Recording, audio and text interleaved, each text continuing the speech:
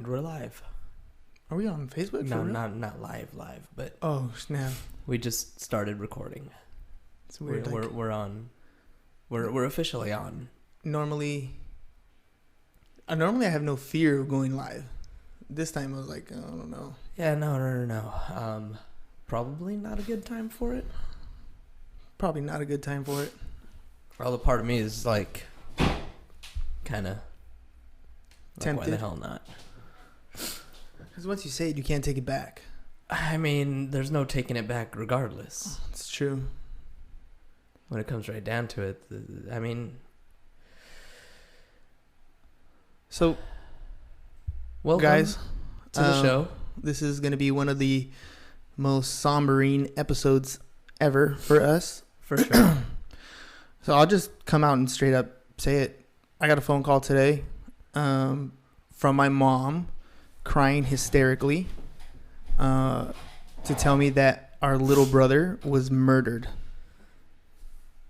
In New Mexico. And she was calling me hysterical. She couldn't get a hold of my dad. Dad was at work. So but he works in a freezer. Yeah, so. She's freaking out. And so, I talked to her a little bit. There's no calming mom. No, I mean... And, rightfully so. I mean, there's nothing you can say. Yeah. That'll, You don't try to calm that. There's not... But and I'm at the movie theater. Like, the kids and I are 5 minutes from watching Dora the Explorer, right? And I'm in the theater and I answer my phone because it's mom. I always answer my phone for mom. Yep. And that's the news I get. And so, I get a little bit of the story.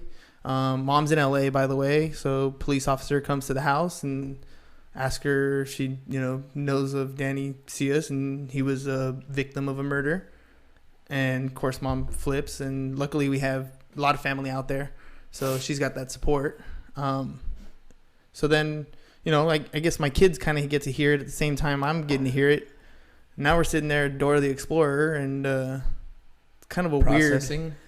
Yeah, it's a very weird feeling to, I'm more concerned about my kids because they just had spent like a little bit of time with them. They went on that road trip to Colorado. Yeah. Stopped over there, so they had spent time with Danny, which was good. It was great. I mean, first awesome. of all, your kids got to do that, but his kids, Daniel and Alexis, they got to have that same opportunity and spend that quality time. And for what it's worth, Danny really was looking and acting and being at his very best.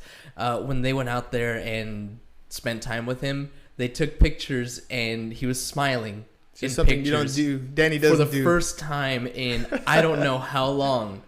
He had genuine smiles on his face. Like, he was just all smiles. It was...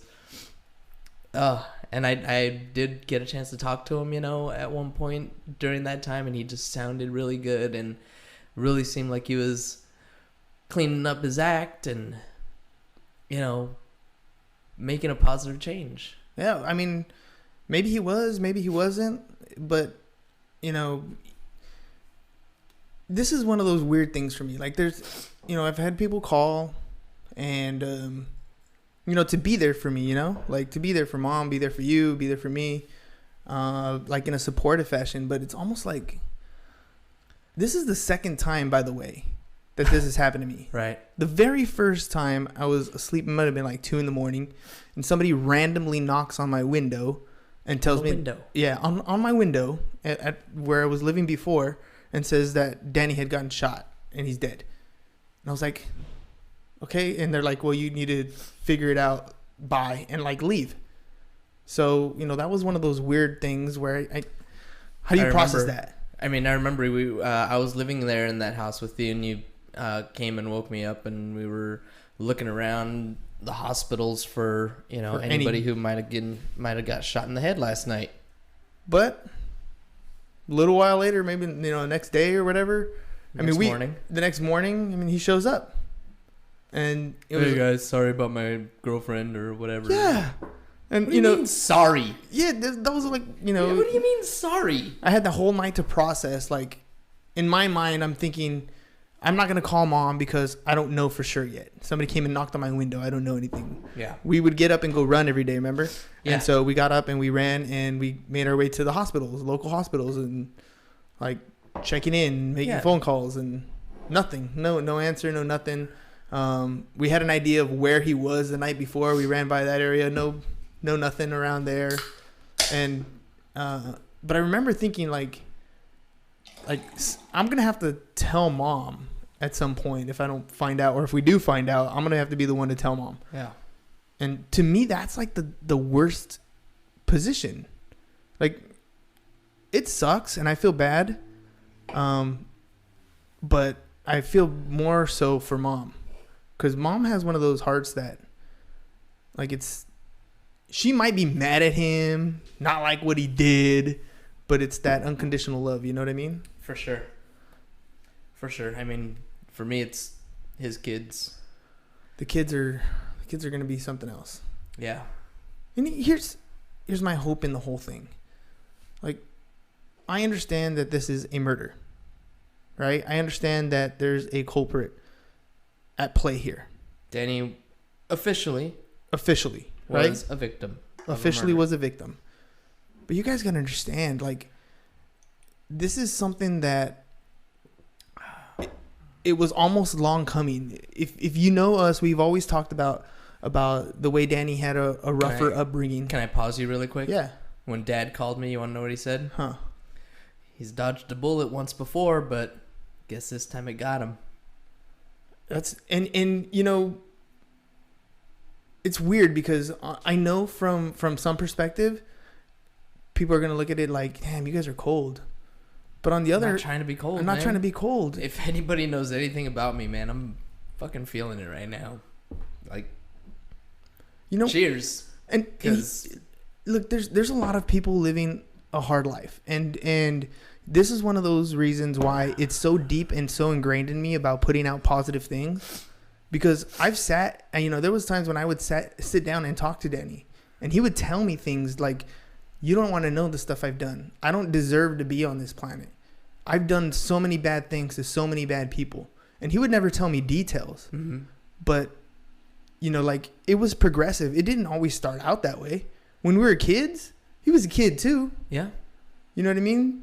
It was small things that changed the trajectory of his life.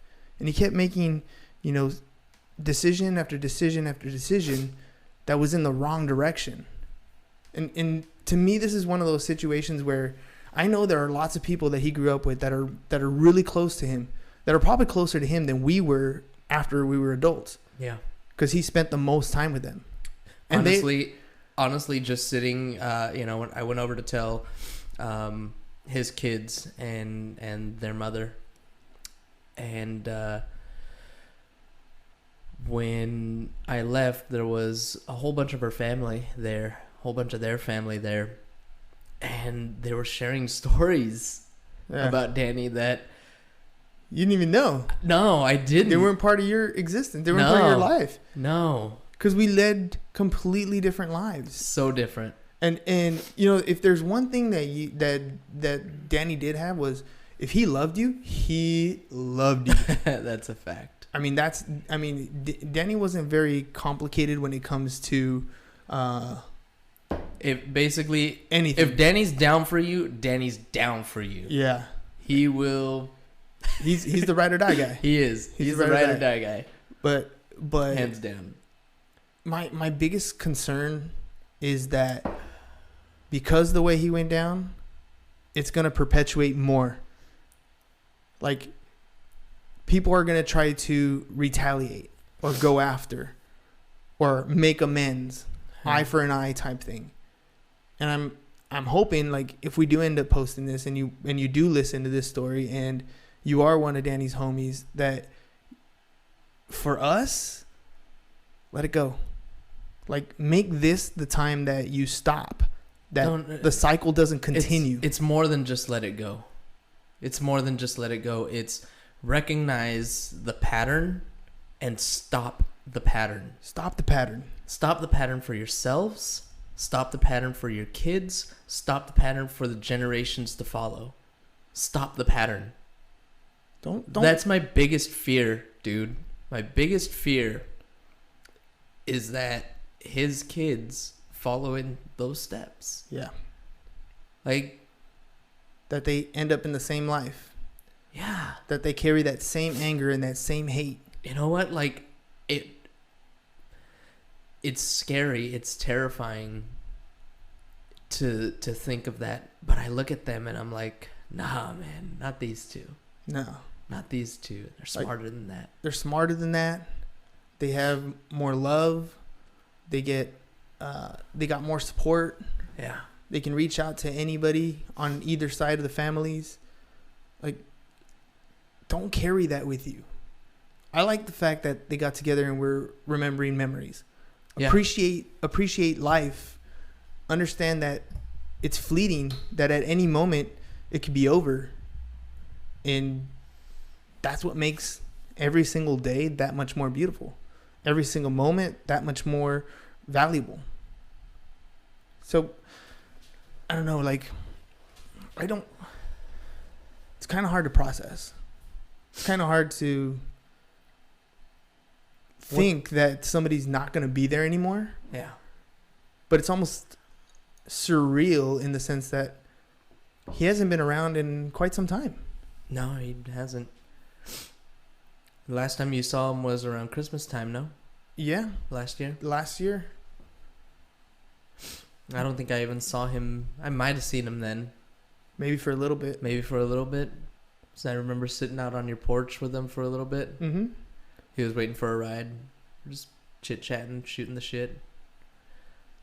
The last time I had any kind of communication with him was probably a few weeks ago. Just texting on Facebook. Hey, got a new profile. Somebody hacked my other one. So, that's cool, man. No big deal. You know, another peanutty, and just chit chatting, and told him how proud of him I was. Yeah, told him how proud of him I was that he'd gone and he was doing good things. I had such great reports from Mom when they went out to visit him, and just happy for him and getting his family going out there and working and staying steady and staying out of trouble, and I was happy for him. I was proud of him. Same, dude. I had the same conversation with him. He called me for my birthday, actually, so very, very recently. And I told him, hey, man, I love you, bro. Proud of you. Yeah. Keep being good. Something caught up with him somewhere. Something caught up with him. And that's caught up with him somewhere. To me, that's the biggest reason why you have to put out good things in this world. Why every day it's for you to bring value to people. It's not because, one day you might get shot. It's not even about that. That could happen at any time, randomly, on accident. Especially in America, right? Especially in America. But it's just because you never know what negative things come back to haunt you. You just never know. So the more you try to live a positive life, the more you try to bring value to others, the more of a positive impact you leave in this world, and the more likely it is that positive things will come your way. We can't stop things from happening. Dude, I don't know, man. I wish I had answers. And in the same boat, what good would that do me? What kind of closure would that bring? Does it bring closure? I don't know. I mean, I don't know. I don't necessarily think that I'm looking for closure with this. Yeah. I think I don't know. I feel like I have to be more of the support right now. Mom's gonna get on her way over here. She's gonna be a mess. Yeah.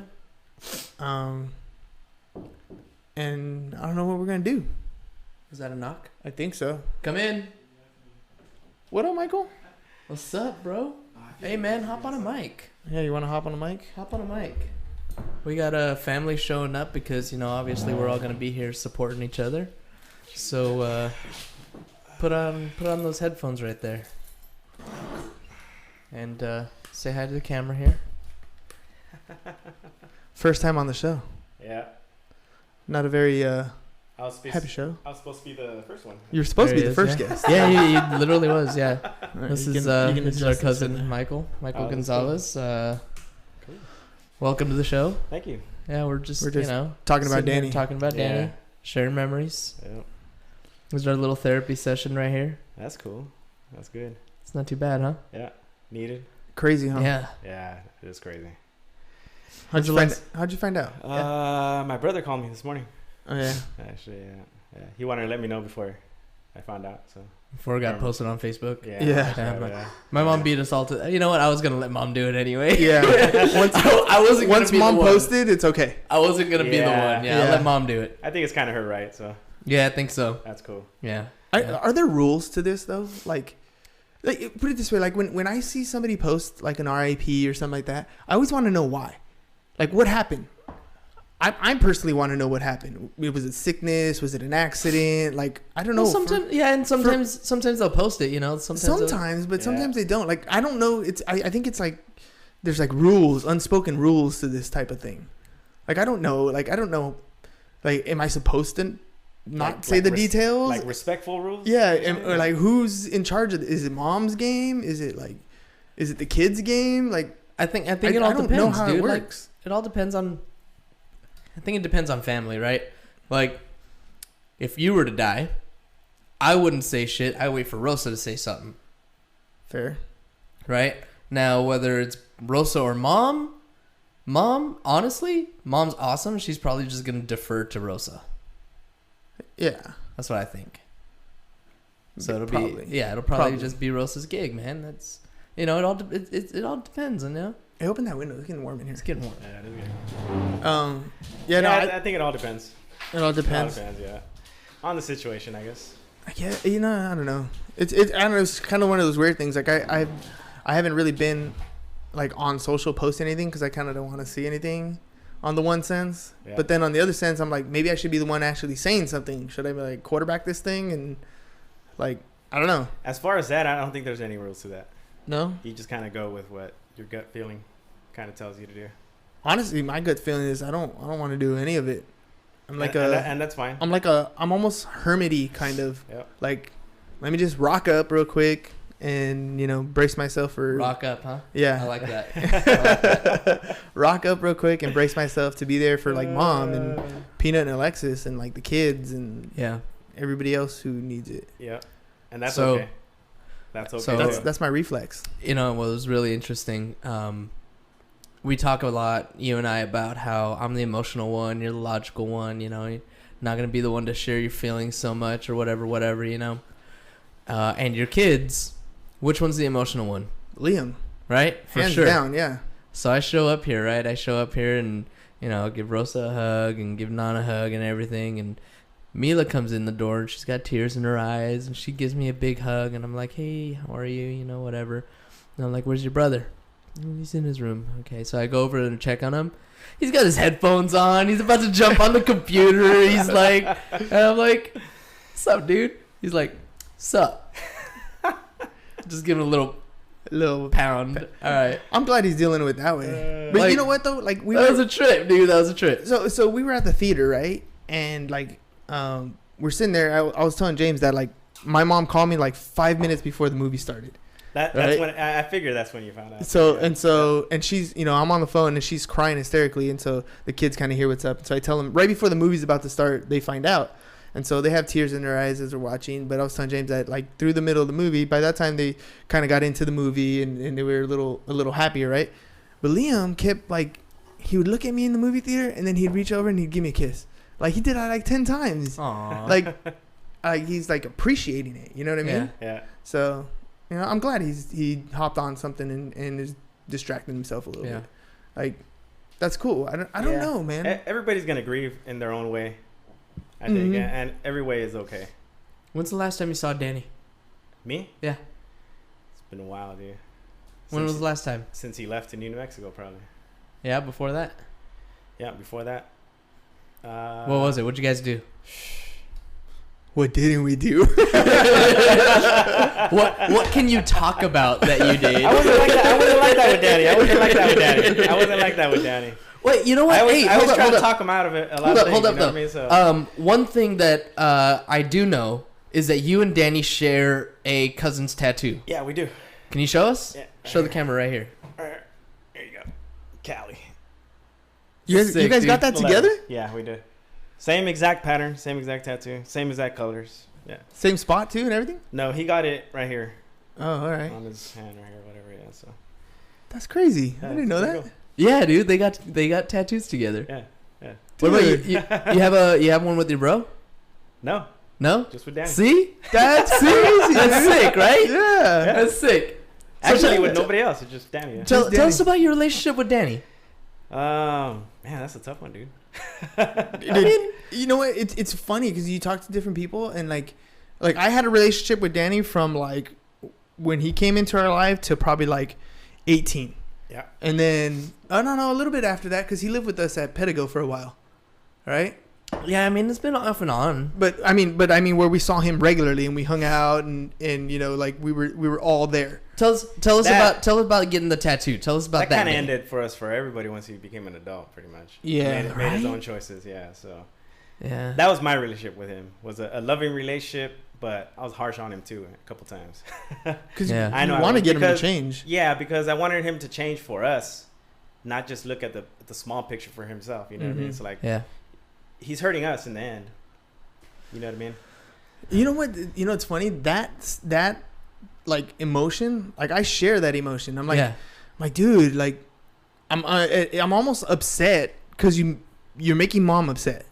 Yeah. You know what I mean? Even Yeah. though this is like he didn't intend to do this. You know, it wasn't his intention. Nothing. I don't think he's ever done anything with the intention to hurt mom. You know what I No, mean? He's of course never not. done it intentionally. No. But the choices that he was making always came back and like mom would feel disappointed. She would feel sad. She would feel frustrated. She would try to, you know, course correct him and she would fail in course correcting him. And like a lot of, you know, when everything ended up coming down today, I'm like, all right, well, And it's not just your mom; it's all of us. well yeah, but It's all of us. by the same token, it's like, you know, he was going through his own demons. Yep. You know what I mean? Like he had his own internal struggles. He had, you know, everything from, you know, he would tell me, dude, when he would come over and he would break down, because there was times where he would break down, and I can tell in what he's trying to do is he's trying to make me understand that because he was adopted, everything else happened to him. Right. Like he was always the everything happened to me lifestyle mentality. Right. And we would get into it sometimes because he would try to, like, he was adamant that he was going to convince me that everything happened to him, that it was the world was against him. And we would always butt heads at the end because I'm like, no, dude, you are choosing this path. Yeah. And then he'd get frustrated and leave. But he'd always tell me, he's like, I don't care. You know, as mad as he would always say, I love you, bro. Like he'd get pissed off, Yeah, I know. but he'd always be like, Yep. man, Oh, yep. I love you, bro. Oh, yep. Like you just don't understand. You know what I mean? Like I you love just you, don't though. know what I'm going through. You don't know my life. You don't know this. Yeah. I love you, bro. Like that's his thing. He would always walk out like that, pissed off. Yep. Steal my beer on the way out. But you know, that was him. But he'd have his times where he's like he would be adamant. He'd be convinced like I have the perfect argument for you now, and Yeah. I'd always turn around like, no, man, I don't live that life. Yeah. Yeah. I don't make that choice. I don't see the world the way you see the world. Yeah. Yep. We just don't. There's a lot of people out there like that too, though. There are. I don't think, Michael, I've ever actually heard the story of the tattoo. Oh. Tell us about it.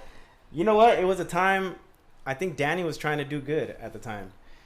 I think he was staying in L.A. with my mom or something like that. Oh, yeah, I remember that. Yeah, so I went out there to go visit him, just to go hang out because I knew he was trying to do better. So at the time, you know, he had his ups and downs and stuff. Yeah, so. yeah. So I went out there and we hung out for a little bit, tried to be a good influence and stuff. And he was getting bored, wanted to get into, you know, his troublesome ways again. And so I tried to distract him, and we went to go get a tattoo. So it was just Nice. kind of random. We just kind of got in the car and went to go get a tattoo. Dude, how impulsive! Like How impulsive, I right? have 0 tattoos, and I would like just Well, yeah, let's go but- get something. Yeah, let's go. But by then, you guys both already had tattoos.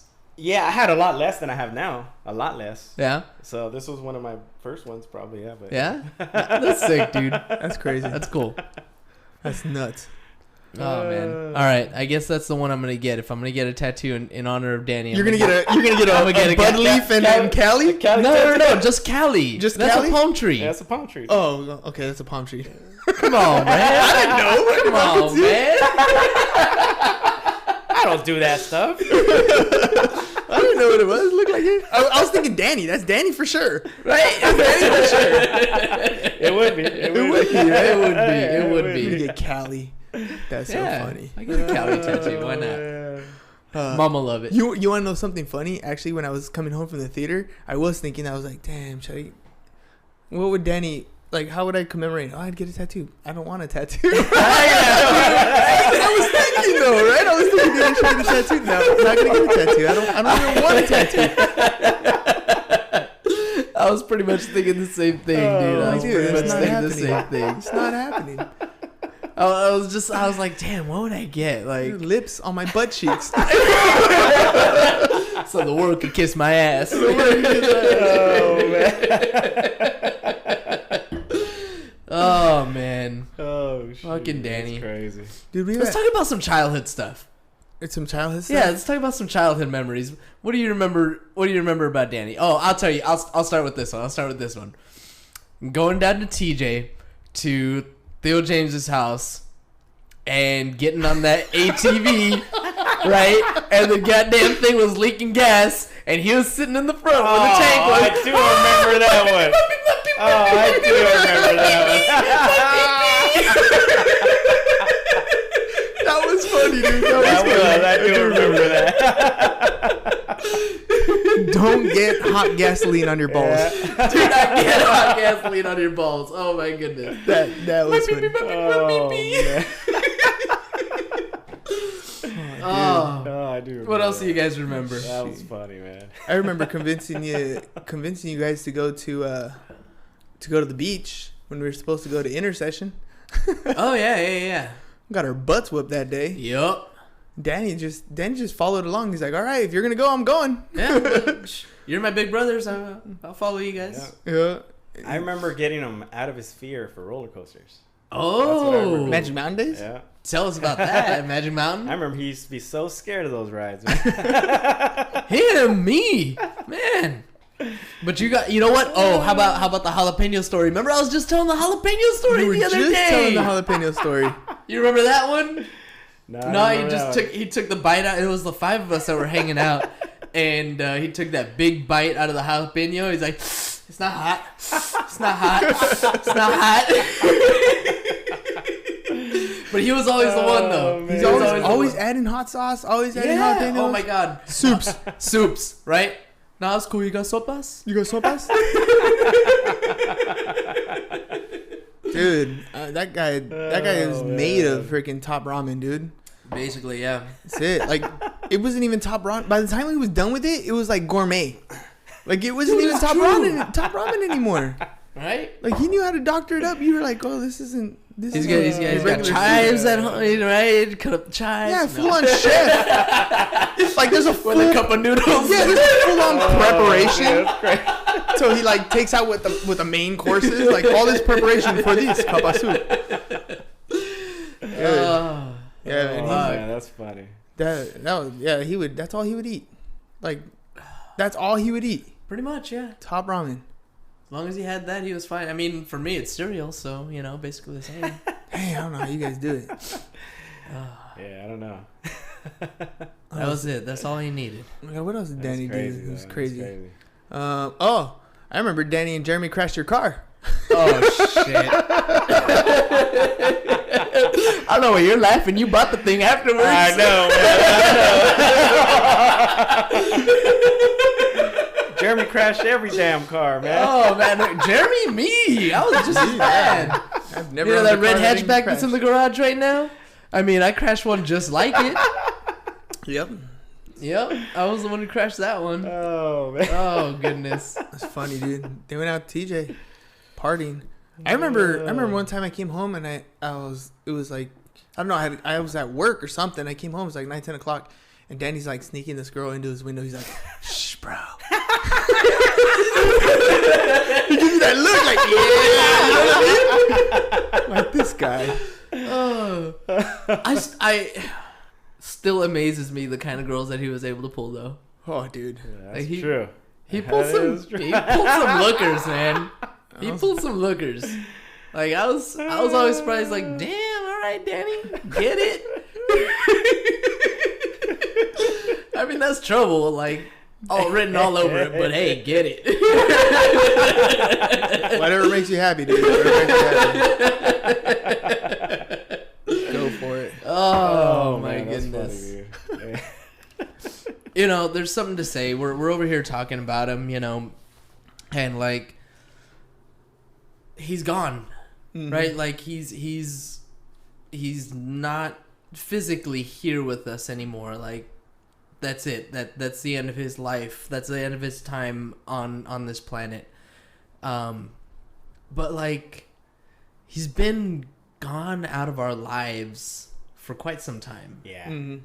You know, and like the kids, I wonder, you know, I question it. Like they have to in some way feel the same way, right? Like he's been gone out of their lives, whether because he was in jail or moved to New Mexico or just wasn't around because he was into drugs or whatever stuff that he was doing, you know, he wasn't really a part of their lives. So today when I told them, I mean, yeah, they were devastated, you know, hearts broken.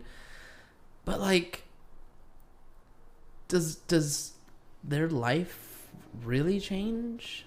No, it doesn't. But like, so physically, I mean, physically it doesn't. But physically it doesn't. But just like you mentally, said, but again, mentally, like, what if it's the trigger that puts him towards like, well, now like, just hanging around the wrong people who are gonna send the wrong message. Yeah. You know what I mean? Like if you're around those people that are like, you know, you're in a group of people that are like, well, we're going to figure it out and we're going to get back at them. And, you know, this is it ain't going to go unnoticed. right? Like you're going to start getting pumped up in that mentality yourself if you're around that environment as long as you are. So like, I don't know if that's a good environment to be in, but I don't think it's going to be around too. I don't think that environment is really fostered for what it's worth. Good. You know, I told you that when I left, there was somebody that was saying something along those lines.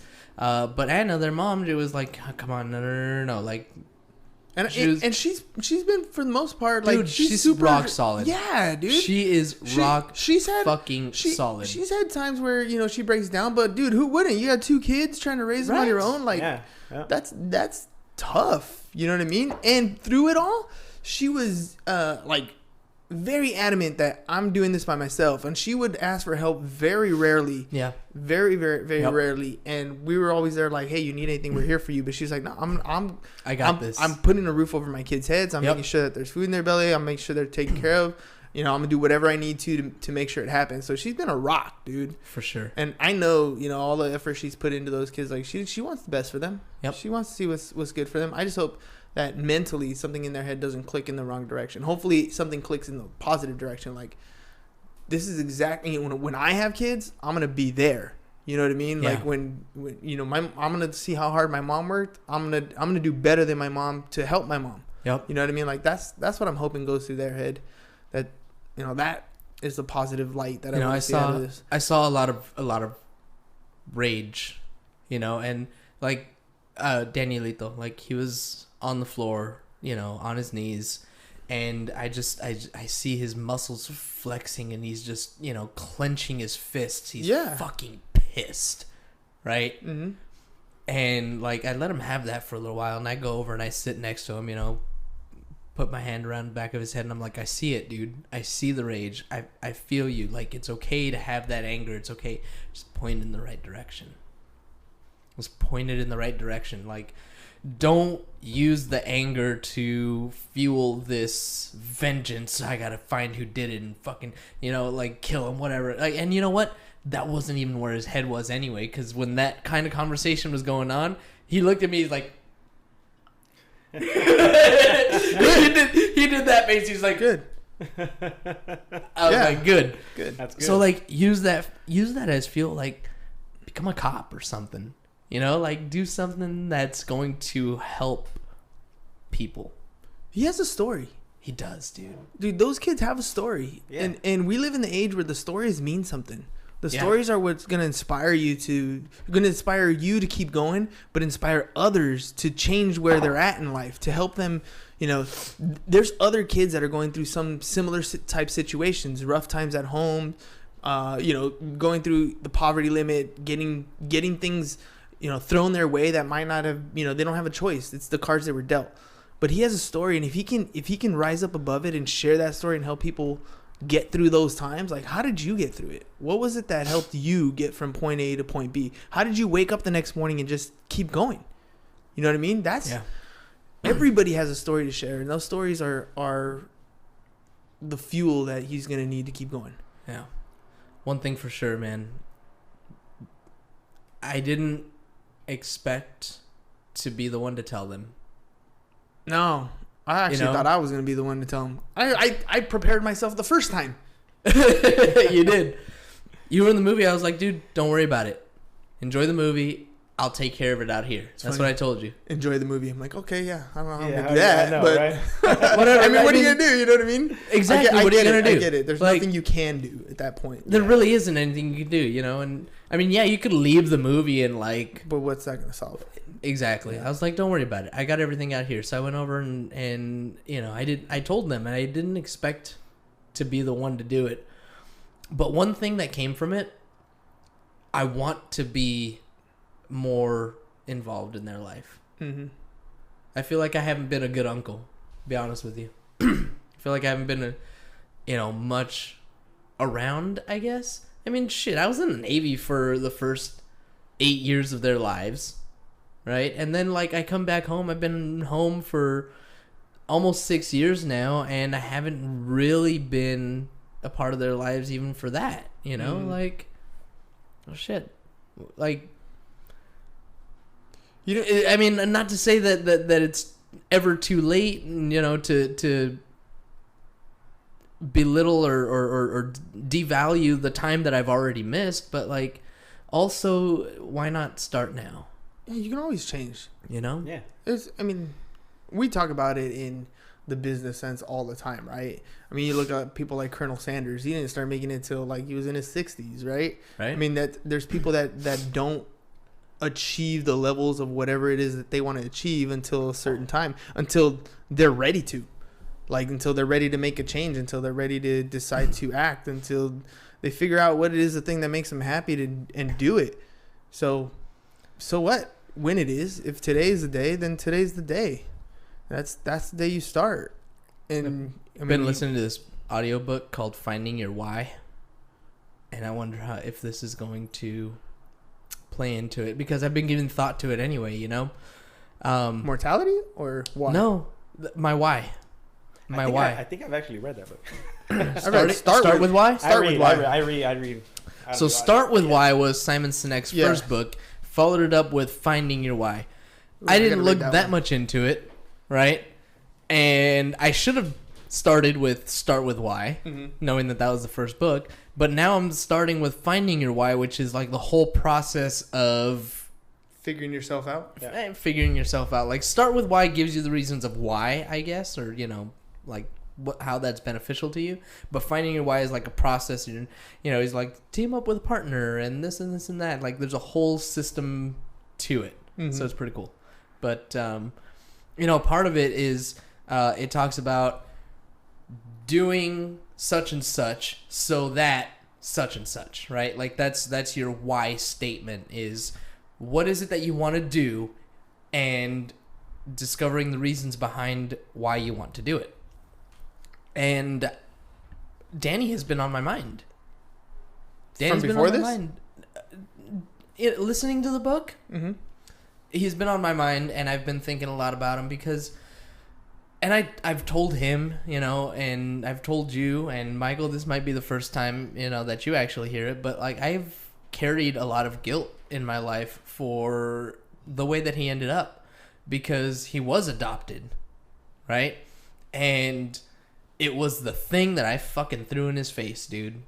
Like, I was a little shitheaded little kid, and I used to wet the bed, folks. I was a fucking bedwetter.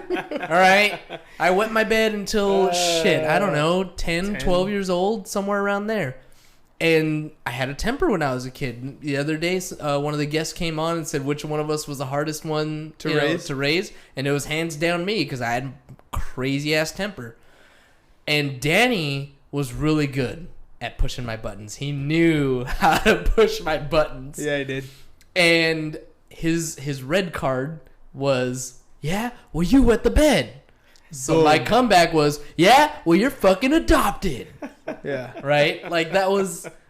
But, dude, the battles that me and Danny got into. So, anyway, a lot of guilt kind of enveloped in that. And finding my why is, kind of tied into that. Like, I'm thinking of all of the different things that shaped me and helped me become who I am. And bottom line, Danny is part of that. Right? My little brother, he's part of that. And I don't know, maybe some of what I do, definitely some of what I do is because of what I went through with him. Mm-hmm. And I want to make things better for somebody, somehow, some way. That's every day to make amends. I get it, dude. I get it. I don't know. I always had to play Mediator. Like it was. Michael, you want a beer? No, I do not. All right. Oh, he's been good. Yeah. Proud of That's you, by cool. the way. Be good. I'm gonna proud of get you. myself a beer. Time out for. I told you I should have got two. Yeah. I had one today, so. You guys keep talking. I cheated today. But it was a special day, so. Yeah. As soon as I heard, actually, I went to go get one, so. Damn, dude. Yes, I don't know, man. Growing up with those two was tough, dude. I mean, you remember, dude, when we were kids, like, James would go off the rails, dude. We all did, though. We did, but James more than the rest of us. We were just talking about that yesterday, me and my brother, because we were talking about the time that Jeremy threw boiling water at James. What? So, we were all just crazy kids, man. We were crazy kids, but... Or the time I hit Jeremy over the head with a shovel. You hit Jeremy over the head with a shovel? Yeah, dude. Dang. I shot James with a BB gun. I know. It wasn't on purpose, but I did shoot him with a BB gun. We did a lot of things to James. We did a lot of things to James. We did do a lot of things to James. Well, you know what it is? I always felt like, even though he had a temper, like, he knew more what was right and wrong than Danny did. You know what I mean? Like when he did something wrong, he knew with intent that he was doing it wrong. Right. And with Danny, I always had a little spot where, like, he didn't quite always know what he was doing. He knew why he was doing it. Yeah. You know what I mean? Like, he knew I want to get you mad, but he didn't understand the effects of what it was doing to him. He just knew that it was making him mad. That could come from a lot of things. So that could become a whole big conversation right there about where that comes from. It's like, well, yeah, he's the younger one too. He's the baby. The younger one's always, But, what? Get away with everything. When you were talking about how like there was things that that you think of when you think of Danny, right? And you think of how things you said or how you treated him were different, right? Well, things that I learned from Danny are based on his education status, right? So we knew since he was a kid that he had a learning disability. He's always been identified. But when we were going to school at the time, it was like you were in the regular classes or you were in the special ed classes. Right. And it was clearly identified. There was no mixed wall. Like, you knew that these were the smart kids and these were the not smart kids. Or at least you knew these were the not smart kids. You knew that these were the not smart kids. Yeah. But they grouped together. And their biggest defense had always been, like, talk shit. See what happens. Right? Yeah. That's right. How they defended themselves, because they didn't have the academics that everybody else did. And so imagine, like, a school of people, and you have most of the population is what you would call quote unquote normal, and then you have the other population that isn't. And, like, to this day, I know that a lot of the core people that he grew up with almost all of them ended up in the same type of life. Yeah. And so it kind of makes me wonder, like, you know, now when I'm in school and I'm teaching kids, and I don't have the top-notch academic kids in my class, but I make it a point to get to know these kids and let them know that there's a bigger world out there beyond this fake thing that they call school. Yeah. Yep. Right? This is just one facade of life. Yep. So you have skills, you have talents, kids, you have... this is bullshit. Yeah. Right? Without saying as much, because... As they say in business, it's only a vehicle. It's only a vehicle. It's only a vehicle. It's a route. This is a route. You just happen to be, you know, following the trail that's not for you. But it's going to end, and there's going to be a choice in another direction. Which direction do you want to go in? Yep. But, you know, growing up, like, that was different. Like, I mean, it was different because, first of all, I didn't know any better. I didn't know there was a, you know, that dichotomy, that difference. But in hindsight, looking back, I mean, what could we have done? Like, I always think, like, what could I have done differently? How is it that me treating him? I remember one time he told me, like, he blamed me for how he ended up in gang life. And he said it was because I listened to Tupac and I listened to Bone Thugs and Harmony, and I got him into listening to like Dre and Snoop and all that stuff, right? I was the one that was definitely it. That's what did it for sure. He said I was the one into gangster rap, and so he wanted to be just like me, and so he wanted to live that lifestyle. And like, that's what he told me. Like, I don't know how true that is. Sometimes you never know because everybody has a different trigger. Yeah. So, you know, some I mean, I don't know. Well, you kind of learn these lifestyles and you make a choice. That's how I believe. Everybody has a choice to make, and whether they're influenced more or not by one thing or another, you know, it depends on how strong they are internally too. Well, I also think it's what you take literal and what you take as just inspirational. Like, I still love listening to like Eminem, Dre, Snoop, all the, right. Like, I'm still big on gangster rap. I love that stuff. I love the play on words. Cardi B, for example, I'm not saying she's gangster rap, but Cardi B, for example, she's out there and she talks about stuff that she's talking about starting from the bottom, and now I'm here. Like, I'm up here. Yeah. Like, I thought that was Drake or that. Yeah, it is. But I'm just talking about most of her music is like, I like fancy things, I like expensive things, I like this life, right? And some people are gonna look at her and they're gonna be like, cool, if I'm a stripper, I could do that, right? And take it as a literal follow my path, right? Right? When I listen to music, I'm like, that thought of I can do better is what I love. I love the power of, you know, I'm better than that. I work harder. You didn't see me struggling. This is what I'm doing now. You weren't there when I was on my way up. And so when I listen to those, you know, I hear all that story of where they're coming from, and I take it as an overall parable. But he probably took it more as a, you know, instruction guide. Yeah, right. Right? And and it's the same thing, but from a different perspective. Yep. And so I wonder sometimes, I'm like, well, maybe that was maybe I didn't understand what it was doing to him as it was doing something for me. Music speaks to you. Like, music always speaks to you.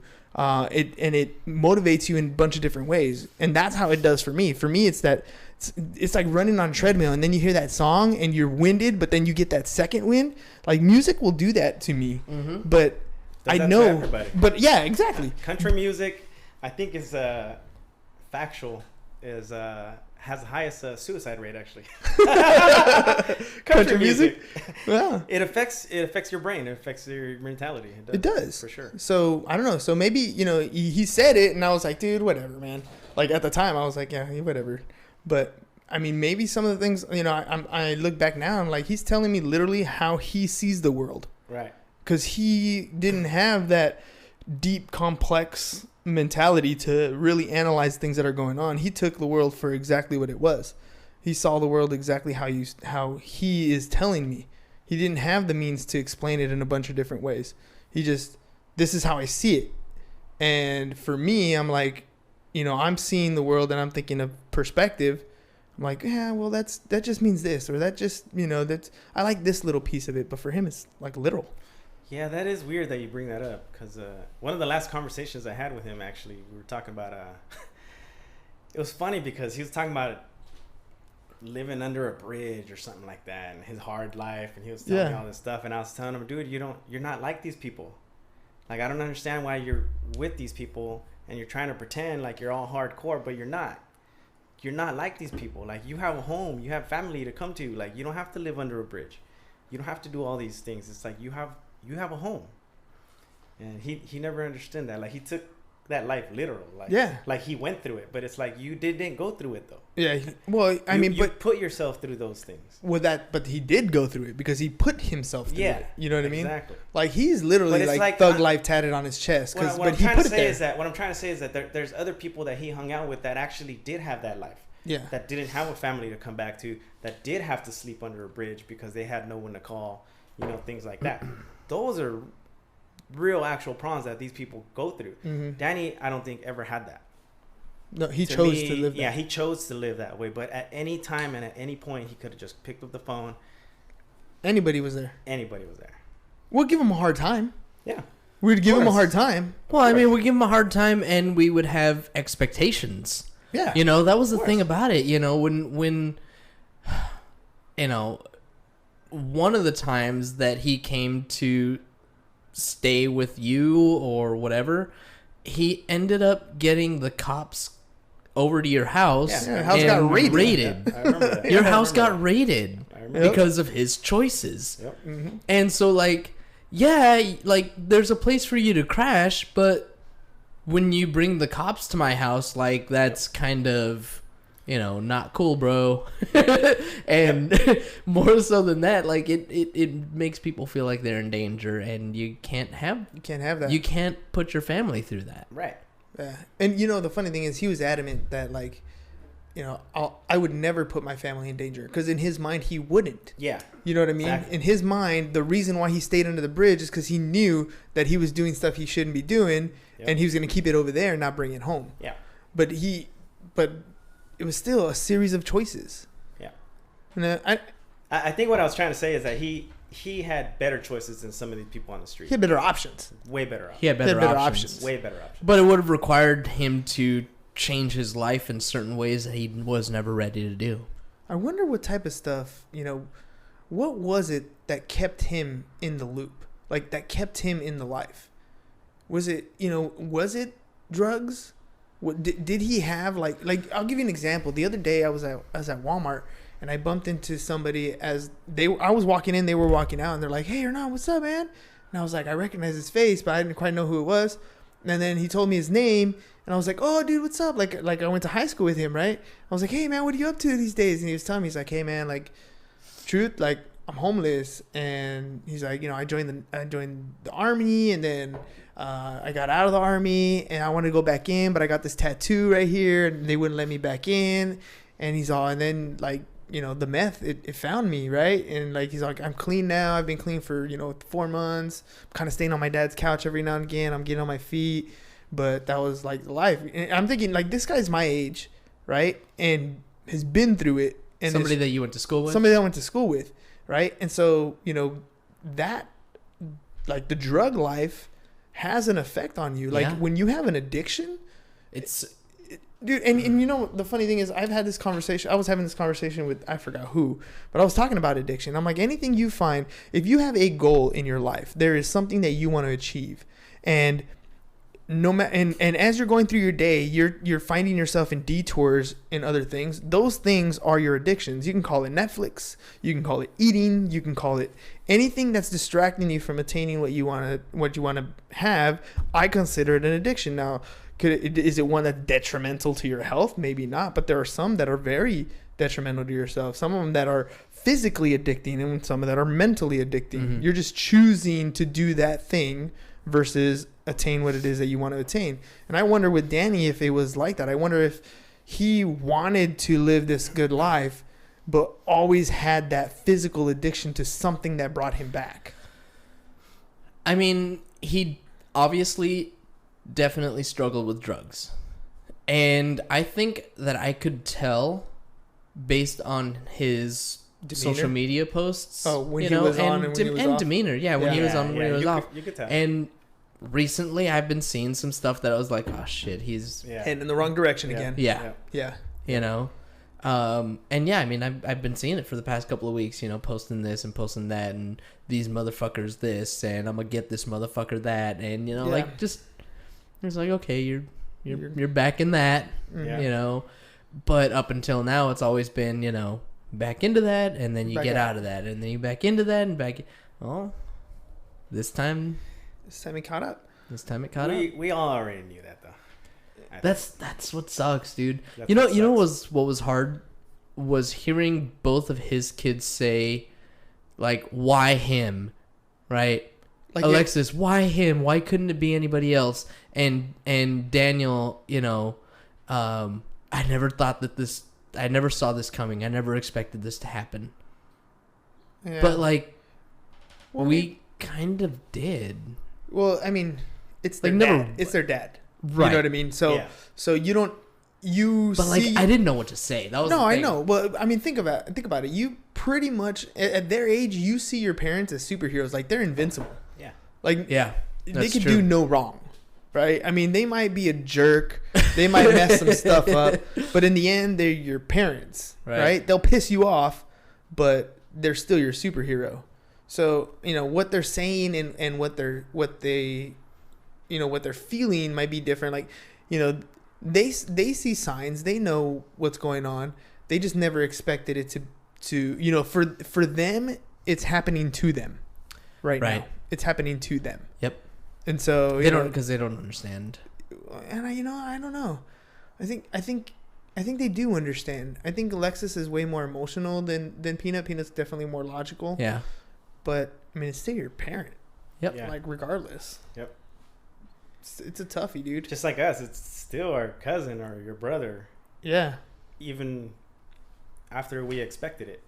Yeah. Yeah. It still hurt. Yep. Still hurt. Still hurt. Yep.